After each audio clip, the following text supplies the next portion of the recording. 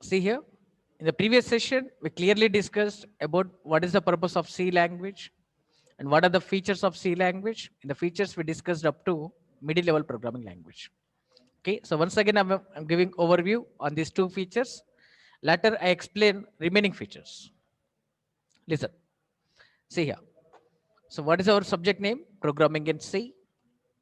So when C language was introduced in the 1972, who introduced this C language? Dennis Ritchie introduced this C language. So the C language introduced in 1972. Before 1972, we were using programming languages like Fortran, COBOL, MATLAB, Graphic, etc. So Fortran stands for Formula Translator. This language was used to develop the scientific applications. COBOL stands for Common Business Oriented Language. This language was used to develop the business applications. MATLAB stands for Matrix Laboratory. This language was used to develop the mathematical applications. Graphic language was used to develop the graphical applications. So all these are called specific purpose programming languages because using one language, we can develop one kind of application only. Using one language, we can develop one kind of application only. So those languages are called specific purpose programming languages. Okay. So if we want to develop all these kinds of applications, we have to learn many languages. So that's why when C language developed, they made this C language as the general purpose programming language. Means using C language, we can develop many kinds of applications like business, scientific, mathematical, and graphical. We can develop many kinds of applications using C language. So C language is called general purpose programming language. It is common for many types of applications. Okay. So C language is a general purpose programming language. Using one language, we can develop many kinds of applications. So it is general purpose programming language. This is the first feature. Second feature is what? It is the middle level programming language. So there are two types of programming languages. First one is high level programming language. Second one is low level programming language. High level programming language means human understandable language. Low level programming language means system understandable language. So high level language examples are Java, Python, C Sharp, etc. Okay. So machine language, assembly language are examples of low level languages. Machine language means we write code in the form of zeros and ones. Assembly language means we write code in the form of mnemonics. We use some English words. So low level languages are suitable to develop the system software. High level languages are suitable to develop the application software. System software means operating system, compiler, interpreters, device driver. These are comes under system software. Bank management software, shopping mall management software, college management software, hospital management software. These are comes under application software. So I'm calling C language is the middle level programming language because C language has high level language features plus low level language features. Both features are there. So using C language, we can develop application software as well as system software. So that's why it is called middle level programming language. So till here we discussed in the previous session. Next feature and very, very important feature is modularity. Modularity means, listen carefully here. Modularity means we write the program in the form of modules, in the form of functions. That style is called modular approach. Modularity means we write the program in the form of modules, or you can say functions. In some languages we call them as modules, in some languages we call them as functions, in some languages we call them as procedures. Okay, so we write the program in the form of modules or functions, procedures. Okay, in C language we call them as functions. So we write the program in the form of functions. That feature is called modularity feature. We write C program in the form of functions like this. See here, I want to add two numbers. So to add two numbers, I'm writing a function.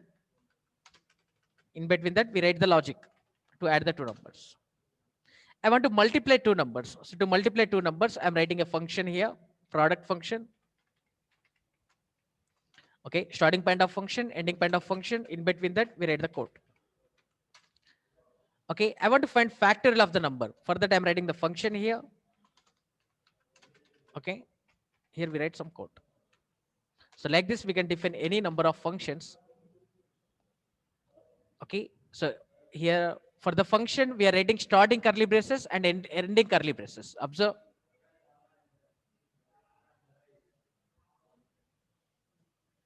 So starting curly braces and ending curly braces. This one is called function. This one is called function. This one is called function. Okay. So this one is called function, or you can say module, or you can say procedure. So add is one function, product is another function, fact is another function. We are writing program in the form of functions. This feature is called modularity. Once upon a time, we were not writing programs in the form of functions. This style was not there. Before C language, this style was not there. Okay, before modular approach, sequential approach was there. Okay, in sequential approach, we write the code sequentially. In sequential approach, we write code sequentially. We write code sequentially. So sequential approach is one style. Modular approach is another style.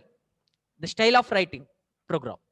So in sequential style, approach means style. In sequential style, we write code sequentially. If we write code sequentially, if large amounts of code is there, it becomes difficult to understand which code we have written for which purpose. Listen, listen carefully. For example, here I'm writing some code. Here I'm writing, just a minute. Here I'm writing some code like this. 10 lines code is there. So very less amount of code is there. So we can understand this code very easily because less amount of code is there. Less amount of code is there. Just 10 lines code is there. But for example, I'm writing 50,000 lines code sequentially like this. I'm writing 50,000 lines code sequentially. So we are writing code. How many lines? 50,000 lines code. 50,000 lines code sequentially I'm writing. Now it becomes difficult to understand. Okay, programmer loses the control. Okay, he may not understand which code he has written for which purpose. So programmer loses the control on program because code we are writing sequentially. Just a minute.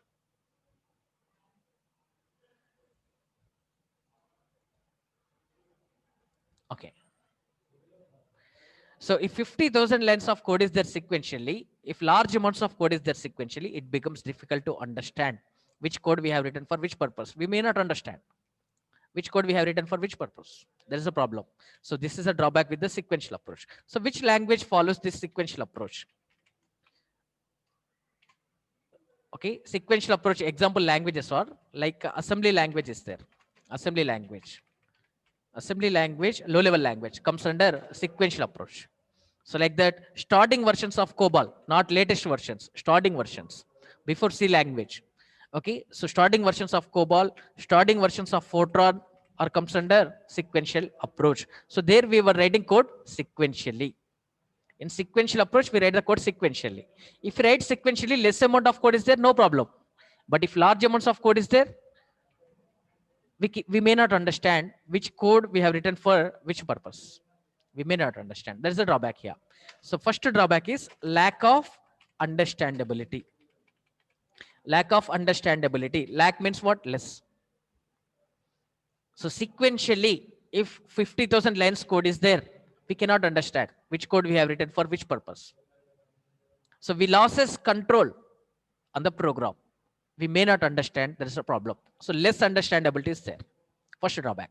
Second drawback is it increases length of code. It increases length of code. It increases length of code. How it increases length of code? Let me explain this point.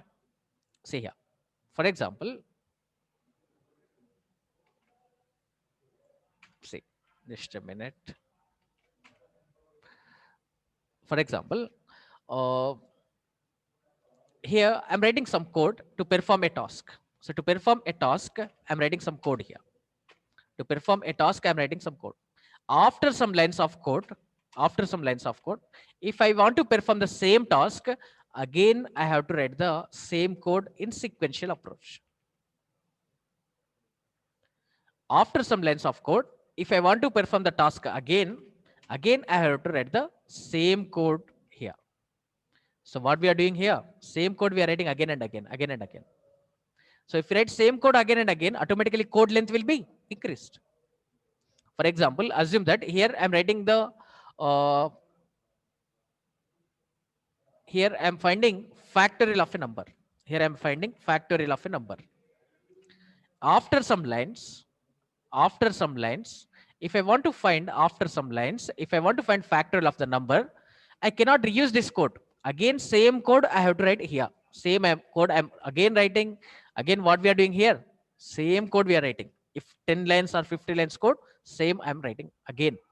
After some lines, if I want to find factorial again I'm writing the same code. So same code we are writing again and again to perform the same task again and again. So I want to find factorial of the number again and again. So again and again, I am writing the same code. So automatically what happens here, code length will be increased. This is a problem. So code length will be increased. So to avoid these drawbacks, they introduced the concept modularity. So in the modularity, we write the program in the form of functions. So here we can understand the code easily because we are breaking into parts. So if anything, you are breaking into the parts, you can understand easily. For example, you are learning C language. If I explain C language in complete one day, okay, you feel it is very difficult. Okay, you cannot understand the subject. Okay, so within one day, you cannot learn the C language. So what you are doing, you are learning parts wise. So on one day, you are learning features. On next day, you are learning operators. On next day, you are learning control structures. Like this, you are dividing into some parts. Okay, so then you can understand easily. If you learn all those things at a time, it becomes difficult. If you see complete textbook at a time, you cannot understand. If you divide that into the parts wise, chapter wise chapter, chapter wise chapter, you can understand easily. Same thing here also. Okay, so if you write the code sequentially, if 50,000 lines are there, it becomes difficult to understand. But if you divide that into parts, add function, one part. Okay, product function, another part. Fact function, another part. Power function, another part. Square root function, another part. Square function, another part. Cube function, another part. I'm dividing into parts. So every part I'm calling as function. Okay, so like this, we write the program in the form of functions. So automatically it improves the understandability because we are dividing the large program into small parts. You can understand easily. It improves understandability. This is the first advantage. Advantages of modularity is it improves understandability. We can understand easily because we are dividing into parts. Each part we are calling as function. So function improves the understandability. Modularity concept improves the understandability. Okay, next, understandability. Okay, another advantage is it decreases length of code. It decreases length of code. So how it decreases length of code? So generally in C language, we write program in the form of functions. We call those functions from the main function. I want to find a factorial of 4. So what I'm doing is just simply I'm writing one statement, fact of 4. So now what happens here, observe, if you write like this, it jumps to the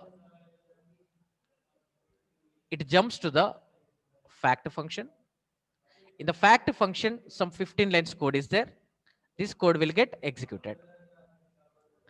Now I want to find a factorial of another number. So what I'm doing is I'm not writing the same 15 lines code again. Just simply I'm writing one statement. I'm calling the function fact of 5. So now what happens here is it jumps to the fact function again and it calculates 5 factorial value. Okay, so here we are writing this code for how many times? One time. But we can use this code for any number of times by calling. So we are writing this code, this factorial code for how many times? One time. But we can use this code for any number of times by calling like this fact of 4, fact of 5, fact of 8, fact of 3. Like that, you can find factorial of a number. To find a factorial, we have written logic for one time. but we can use that logic for any number of times by calling. So what is this one? Uh, Automatically code length will be decreased because you are writing only for one time. But whereas in case of sequential approach, here we are finding factorial. After some lines, if you want to find the factorial, again same 10 to 15 lines code. That 15 lines code again I'm writing again here. If I want to find the factorial again that same 15 lines code again I'm writing. So same code again and again we are writing in the sequential approach, so automatically code length will be increased. Whereas in case of modular approach, we are writing code for how many times? One time only. Just we are calling that function. Fact of 4, this code will get executed. Fact of 5, this code will get executed. We are writing code for how many times? One time. So automatically code length will be decreased. So it decreases length of code. Okay. And it improves understandability. We can understand easily. Sorry, I covered that point already. Next advantage is it allows reusability, because we are writing code only for one time, but we can use this code for any number of times by calling. Fact of 4, I'm using first time. Fact of 5, again I'm using same code second time. Okay, fact of 8, again I'm using third time. So we are writing code only for one time, so code length will be decreased. We can use this code for any number of times, reusability. Okay, we are writing code only for one time, we can use that code for any number of times by calling. So this is the advantage with the modularity. So these features were not there in the sequential approach. In the sequential approach, we write the code sequentially. If you want to perform the same task again and again, we have to write the same code. Existing code we cannot reuse. That's the problem in the sequential approach. So to avoid these drawbacks of sequential approach, they introduced the concept modular approach. So these are the drawbacks: lack of understandability, increases strength of code. Drawbacks of sequential approach. For the modular approach, we write the program in the form of modules. Advantages are improves understandability, decreases length of code, and allows reusability. These are the advantages. So this is about modularity. Modularity topic is over. Next feature is portability. What is portability? Listen. Portability means, see, the general meaning of portable is easy to carry, easily we can move, from one place to another. Okay, so if anything we can move, for that we can use the term portable. We are calling laptop is portable, you can easily carry. Okay, so you can say portable TV. Okay, you can easily carry, you can easily move from one place to another. TV is in one room. If you want to run the TV in another room, just simply you can move. You can plug and play. Okay, so TV is portable, laptop is portable. Okay, you can easily carry, and wherever you want, you can run. That is a general meaning. Okay, similarly, here portability means C programs developed in one computer, can run on any computer, any other computer, even if operating system is different.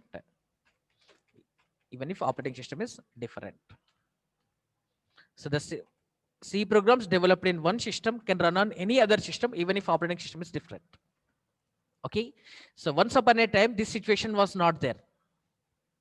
If you developed software in one computer, means you can run on this computer only.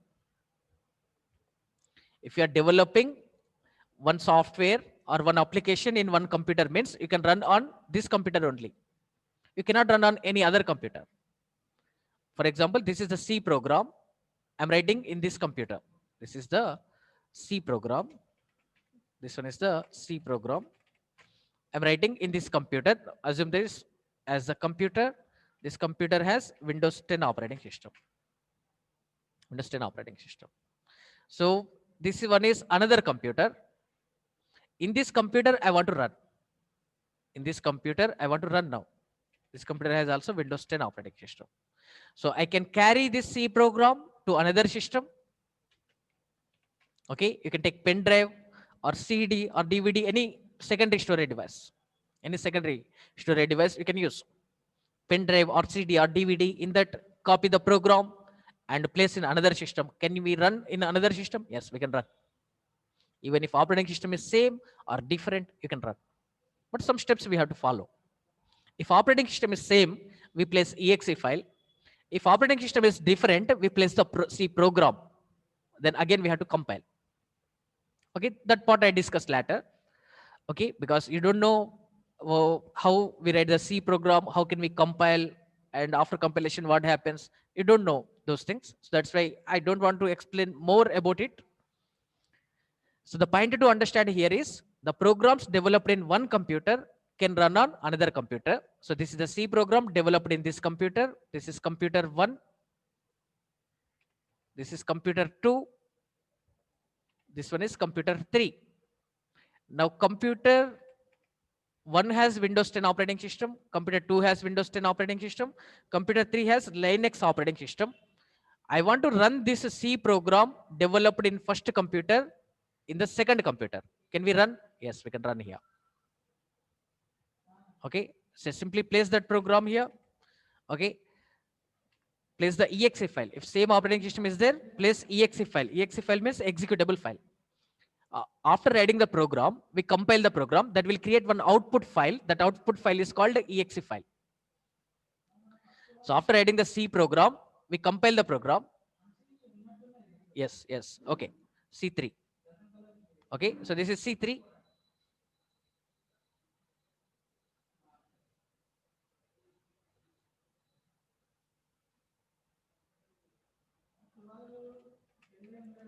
Okay, so the C3 has Linux operating system. Linux operating system. So if same operating system is there, simply place exe file. If different operating system is there, place C program. This is the point, remember. So after writing the program, we compile it. When we compile, exe file will be created. That is called output file, exe file. If same operating system is there, place exe file, because same operating system. So this language, that language can be understood. Windows 10 language can be understood by Windows 10. So you can run. But if different operating system is there, Windows 10 exe file, you cannot run on Linux. But because Windows 10 language is different, Linux language is different. Windows 10 language cannot be understood by Linux, communication problem. So place the program, again compile, now you can run. So if same operating system is there, here two cases are there. One is same operating system, another one is different operating system. If same operating system is there, place the exe file. If different operating system is there, place the program and run. Again compile and run. Okay, but the point to understand here is the programs in one computer can run on any other computer even if operating system is same or different. This feature is called portability. Before C language, this feature was not there. We are writing programs in one computer means we can run that software in that computer only. We cannot run on any other computer. So C language brought this portability feature. Nowadays, all languages are portable only. All latest languages. Okay. So next feature is, and important feature is extendability. Extendability. Listen carefully here. Next feature is extendability. So extendability means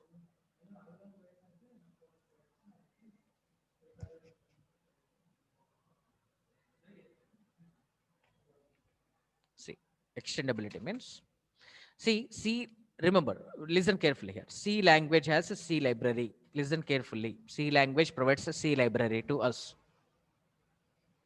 Okay. So C language provides C library to us. C language provides C library. Then what is C library? C library is the collection of header files like stdio header file. Okay. String header file.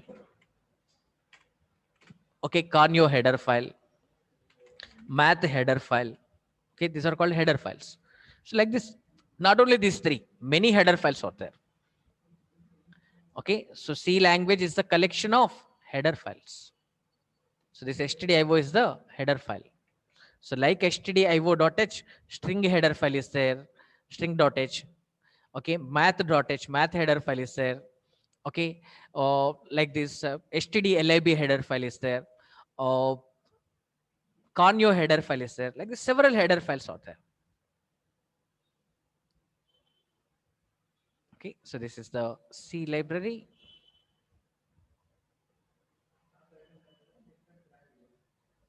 Okay.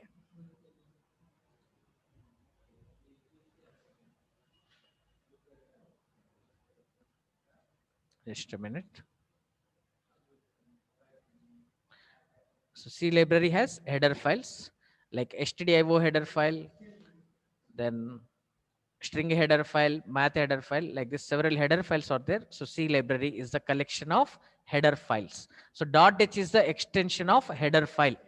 Just like for the song files, .mp3 is the extension. For the images, .jpg is the extension.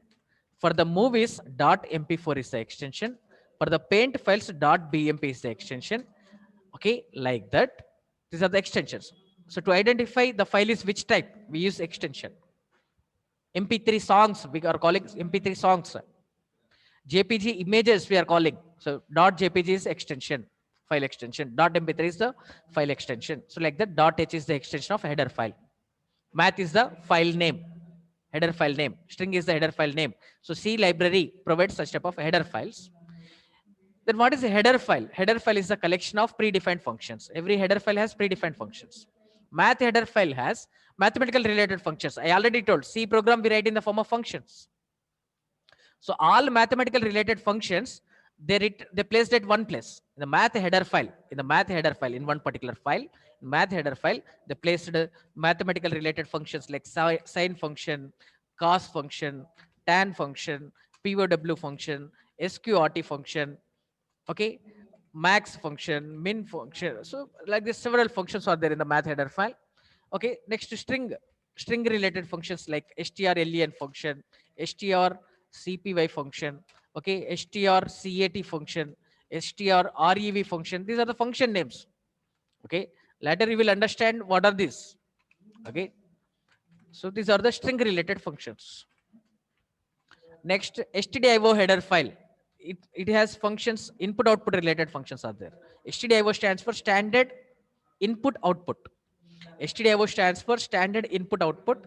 So printf, scanf, fprintf, fscanf, getc, putc, such type of input output related functions are there in the stdio header file. So here C library is the collection of header files. What is C library? C library is the collection of header files. C library has header files. So it is a collection of header files. Where header file is the, what is a header file? Header file is the collection of predefined functions. Header file is a collection of, header file is a set of predefined functions. Predefined means already they defined. Okay, predefined. The name itself indicates the meaning. Predefined means already they defined. Who defined? C language developers defined. C language developers defined all these string related functions and they placed string related functions in particular file. They defined math related functions and they placed them in the header file. They defined some input output related functions and they placed them in the input output header file, stdio header file. Okay. So I will give one simple example to understand this C library. So C library means it is a collection of header files. Just now I explained. C library has header files, stdio, string, math, header files. So every header file has predefined functions. To understand it, I'm giving simple example here. Observe. For example, in the colleges, library is there. In our college also, library is available. So a library contains books. You already know it. So library contains the books. See here. So this is the library, college library. Okay, college library has books. Those books are arranged in, the racks. So this is a mass rack. All mass books are placed in the mass rack. Okay, all physics books are placed in the physics rack. All computer science books are placed in the computer rack. So there's a computer science rack. So the librarian is maintaining like this. Librarian is maintaining the library. So librarian is maintaining all maths books are in the maths rack. Okay. So these are the maths books. So maths book 1, maths book 2, okay, maths book 3. So like this is maintaining maths books in the rack. Okay. He's maintaining physics books. Physics book 1, physics book 2, physics book 3. In the rack, he's maintaining. He's maintaining computer science books. Okay. Computer science books. So all maths books are arranged in the maths rack. All physics books are arranged in the physics rack. All computer science books are arranged in the computer science rack. So library is maintaining like this. Why he is maintaining like this? Searching will become easier. If any student come for the maths book, so just he gives maths rack key to the student. So student goes to this rack and picks the book. If student come for physics book, librarian gives physics rack key. So now student goes to the physics rack and he picks the physics book. If librarian is not maintaining like this, for example, if librarian is maintaining all maths, physics, computer science books are in one rack, now searching will become difficult. If you want a computer science book, you have to check each and every book. Where is the computer book? Where is the physics book? Where is the maths book? Searching will become difficult. If you arrange a subject-wise racks, searching will become easier. Similarly, here also same. C library has header files. In our college library has racks. Just like racks, here header files are there. In the racks, books are there. In the header file, functions are there. Predefined functions are there. Using these functions, we write the C programs. So C library is the collection of header files, where header file is the collection of predefined functions. Remember this. Okay, less time is there. Now I'm coming to the point. So here, this is the C software. This is a C language has C library, predefined header files are there. Like that, I want to define my own header file, Apurva header file. I want to define my own header file here. That header file name is Apurva. I want to define my own header file, that is Apurva, apurva.h. Apurva.h. I want to define my own header file like this. Okay. So in the Apurva header file, this is the Apurva header file. In the Apurva header file, I want to define my own functions. I want to define my own functions like for adding two numbers, I'm defining my own function. For finding factorial of the number, I'm writing my own function. For finding GCD of two numbers, I'm writing my own function. To check whether the given number is prime number or not, I'm writing my own function. To check whether the given number is even or not, I'm writing my own function like this. I'm placing all these functions in my own file, Apurva header file. Okay. So like this, if we want to add our own header files to the C library,